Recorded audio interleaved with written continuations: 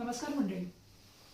आज जी गोष्ट मी तुम्हाला सांगणार आहे ती गोष्ट आहे एका वृद्ध बाबांची आणि त्यांच्या तरुण मुलाची.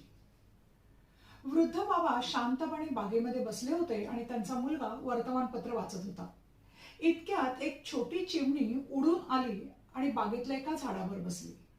बाबांनी फांदीकडे बोट दाखवलं आणि मुलाला विचारलं, बाळा ते काय आहे रे? मुलाने वर्तमानपत्रावरून नजर हटवली आणि म्हटलं, बाबा ती चिमणी आहे. काही क्षण शांततेत गेले. ती चिमणी पुन्हा उडून जमिनीवर आली. बाबांनी पुन्हा विचारलं, बाळा ते काय आहे रे?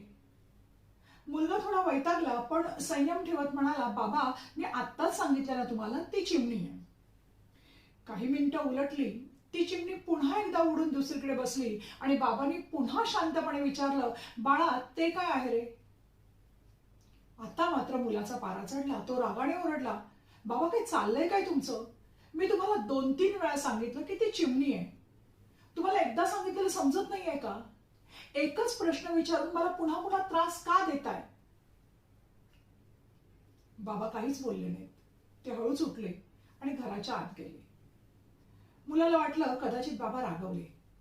थोड्या वेळाने बाबा हातामध्ये एक जुनी अगदी पानं पिवळी पडलेली डायरी घेऊन बाहेर आले.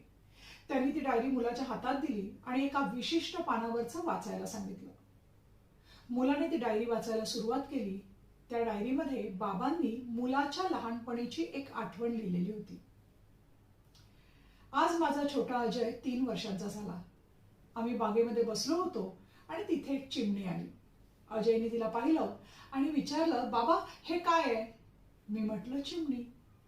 त्याने मला तोच प्रश्न पुन्हा पुन्हा 21 वेळा विचारला आणि दरवेळी मी त्याला हसत हसत जवळ घेतलं आणि 21 वेळा प्रेमाने उत्तर दिलं की बाळा ती चिमणी आहे.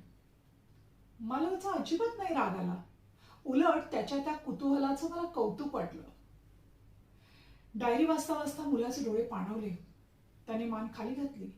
ज्या बाबांनी आपल्या शेकडो प्रश्नांची उत्तरं हसून दिलेली होती त्यांना आज एका प्रश्नावर ओरडलो आपण. या विचाराने त्याला स्वतःचीच लाज वाटली. त्याने डायरी बाजूला ठेवली आणि रडत रडत त्याने आपल्या वडिलांना मिठी मारली. विद्यार्थी मित्रमैत्रिणींनो, आज तुमच्या आई वडिलांना तुमच्या पैशाची, तुमच्या संपत्तीची गरज नाहीये. त्यांना गरज आहे ती तुमच्या वेळेची, त्यांना गरज आहे तुमच्या संयमाची, त्यांना गरज आहे ती तुमच्या प्रेमाची. मग त्यांना हव्या असलेल्या गोष्टी तुम्ही त्यांना देणार आहात ना?